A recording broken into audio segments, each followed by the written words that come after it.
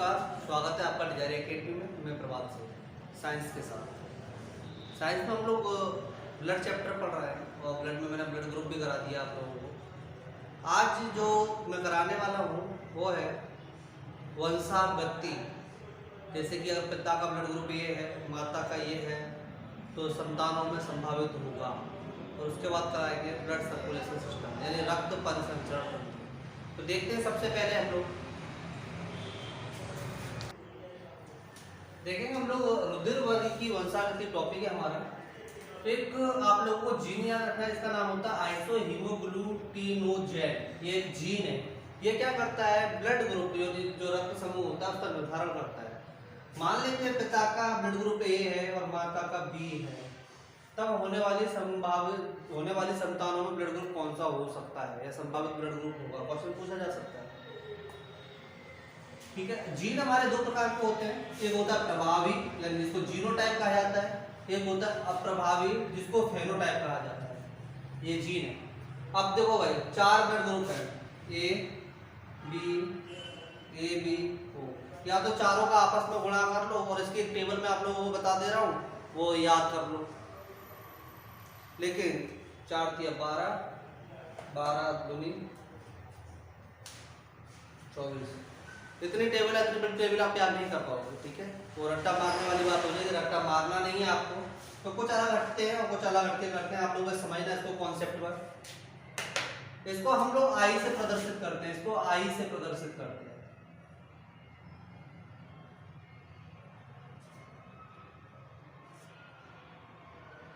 ठीक है, आई से प्रदर्शित करेंगे इसको। आगे बात करें, एक कोड बता रहा हूं आप लोगों को, कोड याद रखना है। Blood group A B, A B और ओ। क्लियर दिखाई दे रहा होगा सभी को। देख लेते हैं, जो ब्लड ग्रुप ए है हमारा, उसका एक कोड है आई यानी ये वाला जी, आई ए। पहला जीनोटाइप फर्स्ट में जो प्रभावी, अब प्रभावी देख लेंगे, आई ए आई ओ। बी की बात करें हम लोग, आई बी आई ओ। वहीं ए बी की बात करें तो आई ए आई बी। ओ की बात करें आई ओ आई ओ। ये कोड आप लोगों को याद रखने मुख्य रूप से। अब ये देख रहे हो, यहाँ तो दो कोड है, एक ये वाले एक ये वाले, और यहाँ पर एक एक है। तो आप लोगों को ये वाले कोड लेने हैं। ठीक है, को छोड़ देंगे, हालांकि इससे भी आंसर आ जाता है, लेकिन हम लोग किस पर फोकस करेंगे, इन्वॉल्व पर। ठीक है, जो सेकंड वाली, ये फर्स्ट है हमारा, ये हमारा सेकंड, इस पर हम फोकस करेंगे और इससे हम कोई भी क्वेश्चन हम निकाल सकते हैं। तो क्वेश्चन निकाल के देखते हैं एक दो। देखते हैं, यदि पिता का ब्लड ग्रुप ए है और माता का यानी मदर का ब्लड ग्रुप बी है, तब संभावित संतानों में ब्लड ग्रुप होगा। निकालिए आप लोग, कैसे निकालेंगे देख लेते हम लोग इसको। देखो, इसको याद करने के लिए कुछ अलग से नहीं करना है। ए वाले में तो ए याद रखना है, आई ए आई ओ तो आएगा ही। बी वाले में आई बी आई ओ याद रखना है। ए बी वाले में आई ओ नहीं हो सकता, आई ए आई बी। ओ वाले में आई ओ कुछ याद अलग नहीं है, जो सामने लिखा हुआ है वही लिखा हुआ है उधर। ठीक है, तो देखेंगे कैसे करेंगे इसको। तो सबसे पहले हम इसका कोड ले लेते हैं। ए का कोड है हमारा आई ए आई ओ, यानी ये वाला कोड ले लिया मैंने। बी का कोड ले लेते हैं, बी का आई बी आई ओ। आपस में इसका गुणा कर दो, आंसर आ जाएगा। गुणा करने के बहुत सारे तरीके हैं, किसी भी तरीके से आप उनका गुणा कर सकते हो, जैसे चाहो वैसे कर लो। ठीक है, लेकिन जिस तरीके से मैं करता बता रहा हूँ देख लेते हैं उसको। हमने इसका इसमें गुणा किया और इसी का हमने इसमें गुणा किया, यानी दोनों कवर हो गए।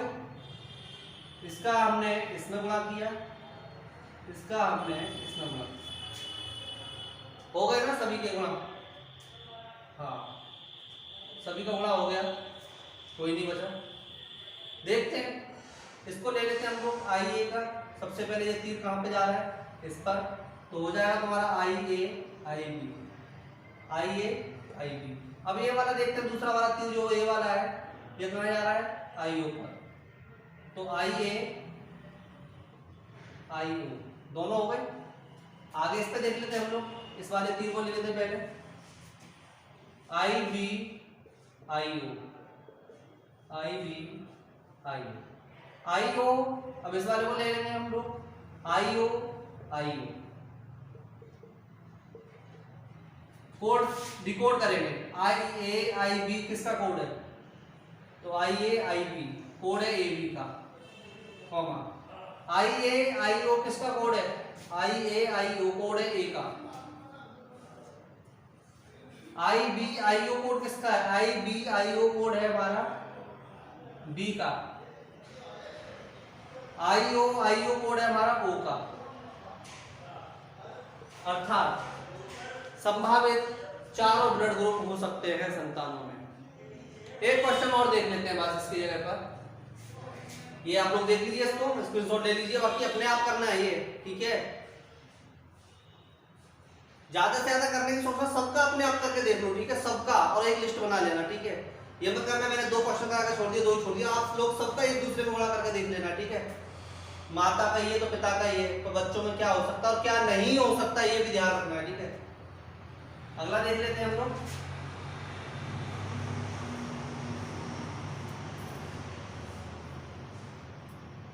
ये मिटा देता हूं हम।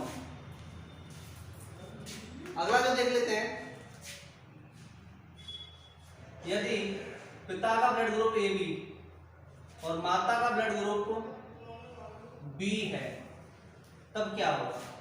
देख लेते हैं, ए बी का कोड है हमारा आई ए आई बी, ठीक है, जबकि बी का होता है हमारा आई बी आई ओ। करेंगे सॉल्व इसको, इस वाले को करेंगे इन दोनों में सबसे पहले, तो हो जाएगा हमारा आई ए आई बी, इसका करेंगे आई ए आई ओ, ठीक है। अब इसका करेंगे हम लोग आई बी का आई बी के साथ, तो आई बी आई बी, आई ओ का करेंगे आई बी के साथ, तो हो जाएगा आई बी आई ओ, या आई ओ आई बी कर सकते हो, बात वही, कोई दिक्कत नहीं है। तो इसका डिकोड करेंगे तो ए बी होता है, ए बी का ये आई आई बी, ये ए का होता है, ये हमारा बी का दिखाई दे रहा है आप लोगों को, और ये भी हमारा बी का दिखाई दे रहा है, अर्थात ए बी और ए बी तो ब्लड ग्रुप हो सकते हैं। लेकिन कौन सा ब्लड ग्रुप नहीं हो सकता है, तो चौथा ब्लड ग्रुप बच रहा है वो जो नहीं हो सकता है, ठीक है। संभावित ये हो सकते हैं और नहीं हो सकता है वो नहीं हो सकता है। तो ये 2 क्वेश्चन करा दिए मैंने आप लोगों के लिए, और अब आगे पढ़ेंगे हम लोग ब्लड सर्कुलेशन सिस्टम। सभी लोग, सबका 4 blood group A B A B और ओ, इन सबका आप लोग करोगे, जैसे कि ए का बी के साथ मैंने करा दिया है, तो ए का ए बी के साथ करना है, बी का ए के साथ हो गया है, तो बी का ए बी के साथ मैंने ये करा दिया है, बी का ओ के साथ करना है, ए बी का ओ के साथ करना है, ओ का ए के साथ करना है, यानी इस तरीके से जितने भी हो सकते हैं एक दूसरे के वो कर लीजिए, ठीक है। संभावित जितने भी बन सकते हैं, और सब लोग कमेंट बॉक्स में आंसर देते चले जाएं, ठीक है। पूरा करके एक सीरीज बनाइए और कमेंट बॉक्स में दे दीजिए, ठीक है, मैं देख लूंगा उसको। अब आगे देखेंगे हम लोग ब्लड सर्कुलेशन सिस्टम, यानी रक्त परिसंचरण तंत्र। रक्त परिसंचरण तंत्र यानी ब्लड सर्कुलेटिंग सिस्टम। तो कुछ चीजें हैं, ब्लड सर्कुलेशन सिस्टम पढ़ रहे हैं मनुष्य का, तो ये काम कैसे करता है, होता कैसे, ये चीज देख लेते हैं। मान लेते हैं ये हमारा 3 कॉलम बना देते हैं, ये हमारा हार्ट है, हार्ट यानी हृदय यानी दिल बोल सकते हो आप इसको। ये हमारे फेफड़े, जिसको इंग्लिश में लंग्स बोला जाता है, थोड़ा इंग्लिश के शब्दों पर जरूर ध्यान देना साइंस में। इसको ले लेते हैं हम सेल्स, सेल्स से टिश्यूज लिख देते हैं, हम टिश्यूज कर देते हैं, सेल्स कर देते हैं, सेल्स से ही आता है। ब्लड कैसे चलता है, तो देखो मैं बताता हूँ ब्लड कैसे चलता है। सेल्स से हार्ट में आएगा, हार्ट से ब्लड फेफड़े में जाएगा, फेफड़े से दोबारा हार्ट में आता है, और हार्ट से दोबारा सेल्स में आता है, ठीक है। सेल्स क्या होती है, ये मानव शरीर की सबसे छोटी यूनिट है, ठीक है। जैसे कि एक मकान बना होता है तो ईंट होती है ना, ईंट, उसके ऊपर ही तो बनते हुए जाता है। तो सेल्स, सेल्स से ऊपर तक देखो किस तरीके से मानव शरीर बनता है। सेल्स जिसे कोशिकाएं कहते हैं, सेल्स इकट्ठी हो जाती है तो टिश्यू बन जाते हैं, टिश्यू इकट्ठे हो जाते हैं तो टिश्यू सिस्टम बन जाता है, टिश्यू के बाद बन जाते हैं ऑर्गेन, ठीक है, यानी अंग बन जाते हैं, और उसके बाद बन जाता है ऑर्गेनिज्म। तो इस तरीके से एक बॉडी का निर्माण हो जाता है। ये सेल्स वही है। अभी होता क्या, सेल्स से ब्लड आया इधर हार्ट में, और हार्ट से ब्लड आया फेफड़े में। ये ब्लड कैसा था और ये ब्लड कैसा है? जब फेफड़े से ब्लड हमारा हृदय की ओर जा रहा है, तो यानी जो हम सांस ले रहे हैं जिसमें जो वायु थी, जो ऑक्सीजन थी, इधर वाले ब्लड में क्या होगा, ऑक्सीजन मिक्स होगी। ऑक्सीजन लेके जा रहा है हार्ट, हार्ट से फिल्टर हुआ ये, और उसके बाद आ जाएगा हमारा कहां पर, सेल्स में।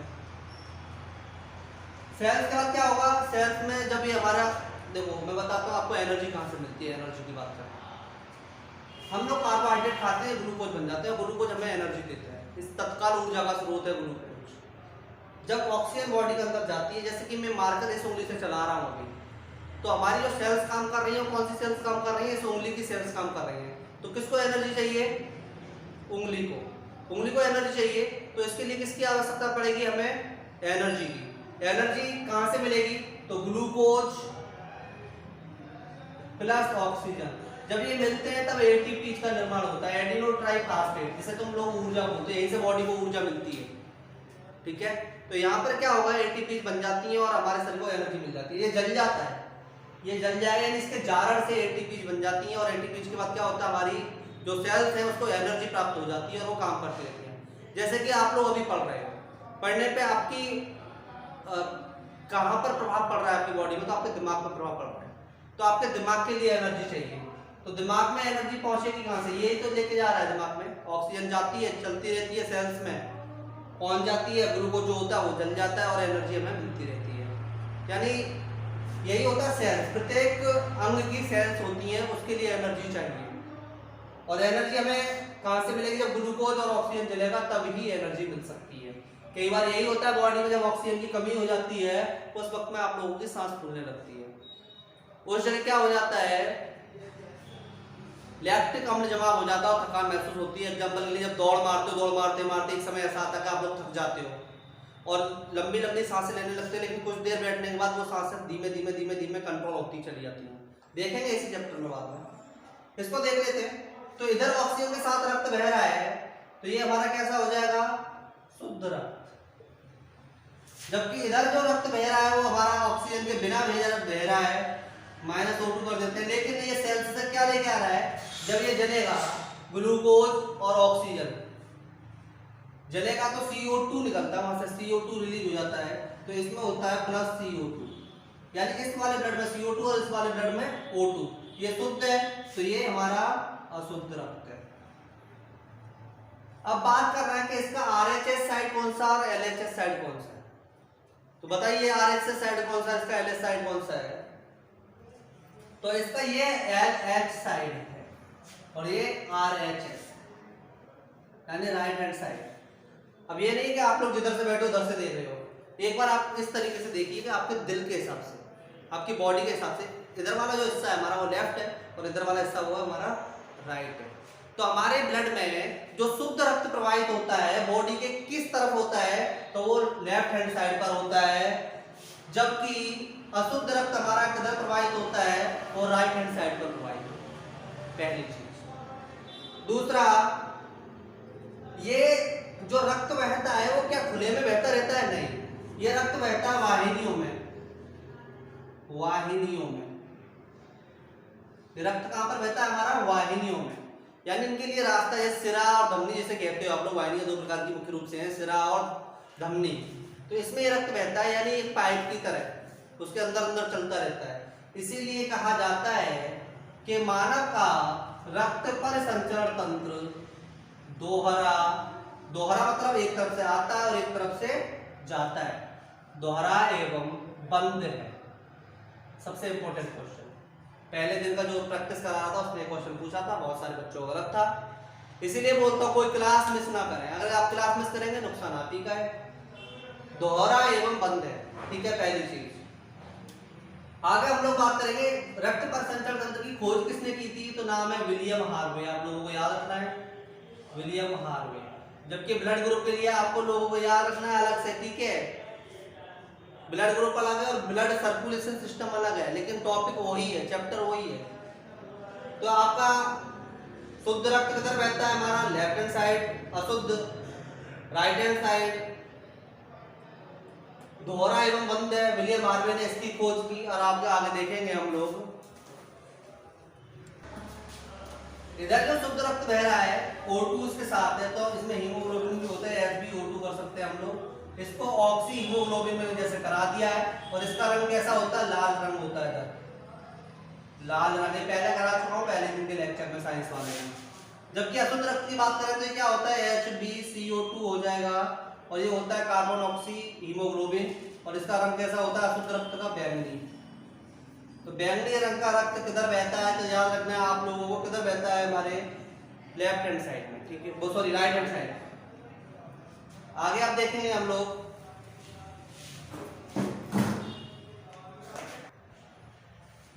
सबसे पहले हम बात करेंगे वाहिनियों की। वाहिनियां जिसमें कुछ बह के जाए वही होती है वाहिनियां, यानी वाहिनी नलिकाएं टाइप की होती हैं। ये दो प्रकार की होती है, जैसे मैंने अभी बताया था, धमनी होती है और एक सिरा होती है। कुछ इसकी मेजर डिफरेंस है वो पता कर लेते हैं सबसे पहले। तो जो धमनी होती है इसमें सदैव शुद्ध रक्त प्रवाहित होता है, जबकि सिराओं में सदैव अशुद्ध रक्त प्रवाहित होता है। यानी सिराओं में हमेशा एक ऐसा ब्लड प्रवाहित होगा जिसमें CO2 रहेगा, या ऐसा ब्लड प्रवाहित होगा जिसमें ऑक्सीजन नहीं होगी। बात दोनों एक ही है। धमनी में हमेशा सदैव शुद्ध रक्त प्रवाहित होता है। तो कह सकते हैं आपके लेफ्ट हैंड साइड में जो रक्त प्रवाहित हो रहा है वो किसमें हो रहा है, धमनियों में, ठीक है। जबकि अशुद्ध रक्त जो राइट हैंड साइड में प्रवाहित हो रहा था वो किसमें हो रहा है, सिराओं में। अपवाद है इसका, एक अपवाद बहुत इंपॉर्टेंट रखना है, यही से क्वेश्चन पूछ लेता है। एक अपवाद है, एक धमनी ऐसी, इसका नाम है फुफ्फुस धमनी, इंग्लिश में बोला जाता है पल्मोनरी आर्टरी। ये अशुद्ध रक्त को प्रवाहित करती है, जबकि धमनी का मुख्य काम क्या है, सदैव शुद्ध रक्त को प्रवाहित करना। लेकिन एक धमनी ऐसी भी है जो अशुद्ध रक्त को प्रवाहित करती है, नाम है फुफ्फुस धमनी या पल्मोनरी आर्टरीज। जबकि अपवाद एक उधर भी है, फुफ्फुस सिरा, पल्मोनरी वेंस कहा जाता है इंग्लिश में, फुफ्फुस सिरा, ये हमेशा शुद्ध रक्त को प्रवाहित करती है। तो बस सिरा और धमनी में अंतर रखना है, बाकी फुफ्फुस नाम तो एक ही है, ठीक है। धमनी का मुख्य काम शुद्ध रक्त को प्रवाहित करना है, लेकिन फुफ्फुस धमनी अशुद्ध रक्त को प्रवाहित करती है, जबकि फुफ्फुस सिरा शुद्ध रक्त को प्रवाहित करती है। बस ये डिफरेंस याद रखना है। ये हृदय से अंगों की ओर, मैंने अभी बताया था 3 कॉलम बनाए थे इस तरीके से, फेफड़े, हार्ट और सेल्स, कुछ इस तरीके से मैंने बताया था आप लोगों को। तो यहाँ पर इस साइड में मैंने क्या बोला है कि सदैव हृदय से अंगों की ओर ले जाती है। तो हृदय हमारे ये हृदय से अंगों की ओर जा रहा है, तो किसके द्वारा आ रहा है, धमनी की ओर। यही तो मैंने बोला था अभी कि आपके LHS, ठीक है, आपके LHS में धमनी है, तो वही तो आ रहा है ब्लड इस साइड में। वहां पर इसे देखिए इधर, ये अंगों से हृदय की ओर, तो अंग तो हमारे ये थे, और फिर यहाँ से ये हृदय, ये हार्ट, तो इधर से इधर आ रहा है, तो ये सिराएं हैं इस साइड की। तो सिराओं का काम अंगों से हृदय की ओर चलती है, ब्लड को लेके जाती है, जबकि धमनी हृदय से अंगों की ओर ब्लड को लेके जाती है। जो धमनी होती है ये मांस की बनी होती है और ये मोटी होती है, इसकी दीवारें, जबकि जो सिराएं होती है इसकी दीवारें पतली होती है। धमनी खाली होने पर पिचकती नहीं है, धमनी खाली होने पर पिचकती नहीं है, इस बात को याद रखना। जबकि जो सिराएं होती हैं खाली होने पर पिचक जाती हैं। शरीर की जो धमनी होती है शरीर की गहराई में स्थित होती है, जबकि सिरा शरीर के ऊपरी भाग में स्थित होती है, ठीक है। एक क्वेश्चन पूछा जाता है कि मनुष्य की या मानव शरीर की सबसे बड़ी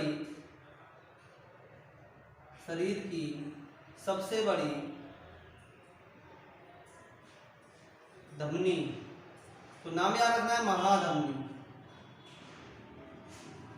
महाधमनी सबसे बड़ी धमनी है। अब आगे हम लोग देखेंगे इसका अगला चरण। तो हम लोग पढ़ेंगे ह्यूमन हार्ट यानी मानव हृदय। मानव हृदय का आकार होता है सेब या शंक्वाकार, लंबाई इसकी 12 सेंटीमीटर, चौड़ाई 9 सेंटीमीटर, जबकि वजन इसका लगभग 300 ग्राम होता है। स्थिति की बात करें तो मानव शरीर में कहाँ होता है, तो पसलियों के नीचे तथा फेफड़ों के बीच में होता है। जो फेफड़े होते हैं उसके बीच में होगा और लेकिन पसलियों से नीचे होगा, ठीक है। इसीलिए ये पसली हमें आघात से बचा लेती है, हर्ट से बचा लेती है। अब एक चित्र के माध्यम से हम हर्ट को पढ़ेंगे, बहुत अच्छे से पढ़ेंगे और यही टॉपिक का बहुत मुख्य बिंदु है। देखते हैं आगे मानव हृदय, ह्यूमन हार्ट। ह्यूमन हार्ट का चित्र आप लोगों के सामने बना हुआ है। ये चित्र ह्यूमन हार्ट का चित्र आप लोगों के सामने बना हुआ है। ये चित्र वैसा नहीं है जैसा आप किताबों में देखो, वो बहुत जटिल संरचना है, समझने में आसानी नहीं होती है, तो समझने के लिए यही काफी है। इसको हम लोग देख लेते हैं, चित्र को एक बार समझा देता हूँ मैं आप लोगों को। चित्र का लेफ्ट हैंड साइड ये है बायां, और ये भाग है इसका दायां। तो सबसे पहली चीज आपको ये याद रखनी है कि हार्ट का बायां भाग हमेशा बड़ा होता है। ये वाला भाग हमेशा बड़ा होता है और ये वाला भाग छोटा होता है। पहली चीज दिखाई भी दे रहा होगा, ये वाला हिस्सा मैंने बड़ा बनाया, ये वाला हिस्सा थोड़ा छोटा बनाया। ये झिल्ली से ढका होता है, झिल्ली होती है इस पर एक, और झिल्ली का नाम है पेरिकार्डियम झिल्ली। जो झिल्ली है यानी इसकी जो दीवार है उसका नाम है पेरिकार्डियम झिल्ली। और ये झिल्ली की 3 परत है, यानी पहली परत ऊपर वाली, मध्य वाली और अंदर वाली। जो बाहर वाली परत है यानी ऊपरी परत है उसका नाम है एपिकार्डियम झिल्ली, ये मांस की बनी होती है। उसके बाद है जो अंदर बीच वाली है वो है मायोकार्डियम, जो सबसे अंदर की है उसका नाम है इंडोकार्डियम, सबसे भीतरी। ये 3 परत है इस झिल्ली की। किस झिल्ली की? पेरिकार्डियम झिल्ली की 3 परत है, एपिकार्डियम, मायोकार्डियम और इंडोकार्डियम। अब इन 3 परतों के बीच में कुछ द्रव भरा होता है, फ्लूइड भरा होता है, और उस फ्लूइड को बोला जाता है पेरिकार्डियल द्रव। पेरिकार्डियल द्रव तो कार्डियक शब्द, कार्डियल कार्डियम यहाँ भी आया, समझ जाना हार्ट की बात हो रही है, क्योंकि कार्डियक हार्ट को ही कहा जाता है। आगे आप लोग बात करें तो ये इस तरीके से बनी हुई संरचना है। हृदय में 4 कमरे होते हैं, यानी 4 चैम्बर होते हैं, 1 2 3 4 दिखाई दे रहे होंगे आप लोगों को। इन 2 कमरों के बीच में एक दीवार है इस तरीके से बनी हुई, जिसको कहा जाता है सेप्टम। ये इसका RHS है और ये इसका LHS है। अब इन 4 कमरों में 2 होते हैं आलिंद। ऊपर वाला है जो 2 कमरे होते हैं वो कहलाते हैं हमारे आलिंद। आलिंद को इंग्लिश में बोला जाता है एट्रियम। बस आपको LHS और RHS का ध्यान रखना है। ये हमारा बायां आलिंद है, ये हमारा दायां आलिंद है, ये वाला, ठीक है। जबकि नीचे वाले जो कमरे होते हैं वो होते हैं निलय यानी वेंट्रिकल, निलय वेंट्रिकल। बस अंतर ये है कि ये हमारा बायां निलय और ये हमारा दायां निलय, यानी राइट हैंड साइड का, ये हमारा लेफ्ट हैंड साइड का है। अब ये काम कैसे करता है ये देख लेते हैं और क्या क्या होता है इसमें। जो आलिंद होते हैं उसमें खासकर दाएं आलिंद में पश्चस्राय और अग्रस्राय होती है। ये अग्रस्राय है और ये इसकी पश्चस्राय है। जबकि इसमें फुफ्फुसराय जुड़ी होती है इस वाले आलिंद में। बात करते हैं कि काम कैसे करता है। काम की देखेंगे तो ये ऊपर फेफड़े बना दिए मैंने, फेफड़े, ये लंग्स है ये, ठीक है। थोड़ा इसको और मैं थोड़ा बड़ा कर देता हूँ। ये चित्र आप काल्पनिक समझना इसको, तो आप लोगों को समझने के लिए बना दिया है। देखेंगे हम यहां से ले लेते हैं ब्लड को। देखो हार्ट हमारा एक बार सिकुड़ता है और एक बार फैलता है। स्पंज देखा है आप लोगों ने? स्पंज खाया भी होगा सभी लोगों ने। उसको अगर हम लोग दबाते हैं तो उससे रस निचोड़ जाता है, खोल देते हैं उसे, रस में डाल के दोबारा तो रस भर जाता है। सेम कंडीशन इसकी ऐसी, बंद होता है खुलता है। जब ये दबता है यानी बंद होता है उस कंडीशन में क्या होगा, ब्लड को छोड़ेगा ये हार्ट, और जब ये फैलता है तो ब्लड को खींच लेता है। कैसे खींचेगा देख लेते हैं। सेल्स से ब्लड ऊपर की साइड गया, चलता हुआ यहाँ पर पहुंच गया, यानी पश्चस्राय और अग्रस्राय। इसके द्वारा क्या हुआ था, हमारा हार्ट एक बार फैला। शुरुआत की कंडीशन लेते हैं, बिल्कुल शुरुआत की, जब पहली बार स्टार्ट हुआ तो ये फैला। जैसे ये फैला तो यहाँ से क्या था, जो यहाँ से ब्लड गया वो ऊपर आ गया। वो कहां पर आ गया, ब्लड आ गया इसमें। और ये ब्लड कैसा है, इस साइड में बह रहा, तो ब्लड कैसा होगा हमारा, अशुद्ध ब्लड हो जाएगा हमारा, अशुद्ध। अभी क्या हुआ था, फैला था, अभी ये दबेगा। इसमें 3 वाल्व है, इन दोनों के बीच में 3 वाल्व होते हैं जिन्हें कहा जाता है ट्राइकस्पिड वाल्व। ट्राइकस्पिड वाल्व यानी त्रिकपटी वलान। त्रिकपटी वलन कैसा होता है कि ये वन साइडेड ओपन वाल्व होते हैं। अगर प्रेशर लगाएंगे तो खुल जाता है, प्रेशर हटा दिया तो बंद, प्रेशर लगा दिया तो खुल गया और प्रेशर हटा दिया तो फिर बंद। ये अपने आप ऐसे होता रहता है। तो यहाँ पर ये ब्लड हमारा कैसा आ गया, अशुद्ध आ गया। अभी ये हार्ट हमारा यानी सुकुड़ा, अभी तो फैला था तो ब्लड हमारा यहाँ भर गया, यहाँ से खींच के यहाँ पर आ गया। अभी ये दबेगा, जब ये दबेगा तो यहाँ पर एक प्रेशर क्रिएट होगा। जब प्रेशर क्रिएट होगा तो ये वाल्व उस कंडीशन में खुलेंगे और ये वाल्व खुलेंगे तो इस वाल्व के रास्ते ब्लड हमारा ये कहां पर आ जाएगा, यहाँ पर। अब यहाँ पर कैसा रक्त आ गया हमारा, अशुद्ध रक्त आ गया भाई। अशुद्ध रक्त यहाँ पर आ चुका है, वो वाला रक्त जो यहाँ पर था। अब देखो सीरीज कैसे बनेगी। अब ये दोबारा फैला, अभी शुक्ला तो यहाँ पर आ गया, ये दोबारा फैला। दोबारा फैला तो यहाँ से जो ब्लड जा रहा था, इधर से जो ब्लड जा रहा था सिराओं में, वो ब्लड दोबारा इधर से इधर घुस गया अंदर, यानी यहाँ पर फिर ब्लड आ गया, यानी ये भर गया, ये भी भर गया। अब दोबारा से हार्ट हमारा सिकुड़ा, फिर दोबारा से सिकुड़ा ये। अब यहाँ से फिर प्रेशर क्रिएट हुआ, जो यहाँ पर ब्लड था वो यहाँ पर आया, यहाँ से यहाँ पर आया, लेकिन यहाँ पर जो ब्लड था वो कहाँ जाएगा, यहाँ पर भी तो था, भर जाएगा नहीं, तो ये पूरा भरा हुआ है, जाएगा कहाँ, दीवार टूट नहीं सकती, ये भी याद रखना है आप लोगों को। तो ब्लड कहाँ जाएगा, तो एक नली है, कभी भी देख लेना करके, चारों तरफ पानी भर रहे हो किसी में और उसमें जो पाइप लगा दो, पाइप के ऊपर पानी धीमे धीमे चढ़ने लगता है। तो अब इसमें क्या होगा, जब यहाँ पर प्रेशर क्रिएट होगा, ये ऊपर से आएगा तो यहाँ पे प्रेशर यहाँ पर क्रिएट हो जाएगा इस अशुद्ध पे, तो हमारा ब्लड कहाँ ऊपर चढ़ने लगेगा, इस सिरा, इस धमनी में। ये धमनी है और अपवाद वाली धमनी याद रखना है। और इसमें जो ब्लड जा रहा है वो कैसा ब्लड है, उसमें ऑक्सीजन मिक्स है, वो सॉरी कार्बन डाइऑक्साइड मिक्स है, यानी ऑक्सीजन नहीं है। अब ये ब्लड अशुद्ध रक्त है हमारा, कैसा अशुद्ध रक्त है, और इसी का नाम जो है वो याद रखना है आप लोगों को, इसी का नाम है फुफ्फुस धमनी। मैंने बोला था शुरुआत में फुफ्फुस धमनी, यानी एक धमनी ऐसी हमारी जो अशुद्ध रक्त प्रवाहित करती है, वो है फुफ्फुस धमनी, यही है। अब जा रहा है ना अशुद्ध रक्त, अब यहाँ से रक्त चला गया कहाँ पर, फेफड़ों। फेफड़ों में हम लोगों ने ऑक्सीजन हम ले रहे थे, यहाँ से O2 ले रहे हैं और CO2 दे रहे हैं, तो CO2 आई कहाँ से थी बॉडी के अंदर, एक तो जो हम सांस के द्वारा CO2 ले रहे हैं वो लोटी आती है, दूसरा जो ग्लूकोज के जलने से और ऑक्सीजन के जलने से जो CO2 निकलती है वो साथ जाती है, ठीक है। तो ये CO2 था और यहाँ से जो CO2 है वो बाहर जा रहा है और ऑक्सीजन अंदर आ रहा है। यहाँ ब्लड में ऑक्सीजन मिल गया, जब ब्लड में ऑक्सीजन मिल गया तो इधर से ये इधर चलने लगता है, इस साइड में, ये इस साइड में चलने लगेगा। ये जो चल के जा रहा है इस साइड में, ये सिरा का नाम है फुफ्फुस सिरा। मैंने बोला था एक सिरा ऐसी है जो शुद्ध रक्त को प्रवाहित करती है, वो यही रक्त है। और इसमें क्या है, इस वाले ब्लड में हमारा O2 मिक्स है, यानी शुद्ध रक्त है। अब ये शुद्ध रक्त हमारा इस फुफ्फुस सिरा के माध्यम से कहां पर आ गया, बाएं आलिंद में आ गया, यानी यहां पर आ गया। कैसा रक्त, शुद्ध रक्त। अब शुद्ध रक्त यहाँ पर आया है, यहाँ पर डाइकस्पिड वाल्व है, द्विकपटी बनाने, एक वलन तो ये है और एक ये है।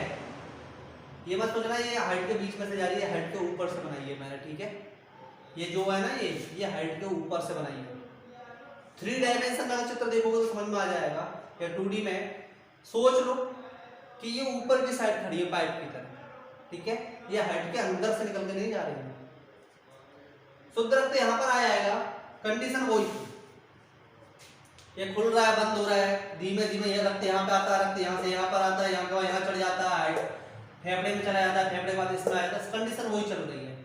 अभी यहाँ पर दोबारा से प्रेशर क्रिएट हुआ तो यहाँ का ब्लड यहाँ पर, यहाँ का ब्लड यहाँ पर, यहाँ का ब्लड यहाँ पर, और यहाँ का ब्लड कहाँ जाएगा, यहाँ का ब्लड कहाँ पर आ जाएगा, नीचे आ जाएगा इन वाल्व के द्वारा।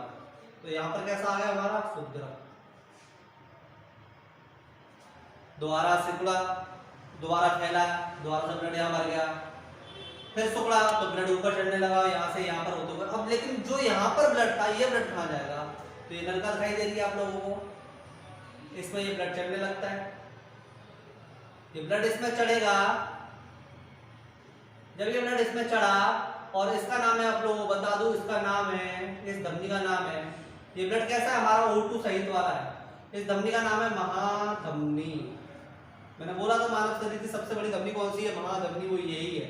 इसमें ब्लड चढ़ता है, तो ब्लड ऊपर चढ़ते हुए ये महाधमनी है, इससे बहुत सारी धमनी फिर उनसे धमनिकाएं जुड़ी होती हैं जो कि अपनी सेल्स तक लेके जाएंगी ब्लड को।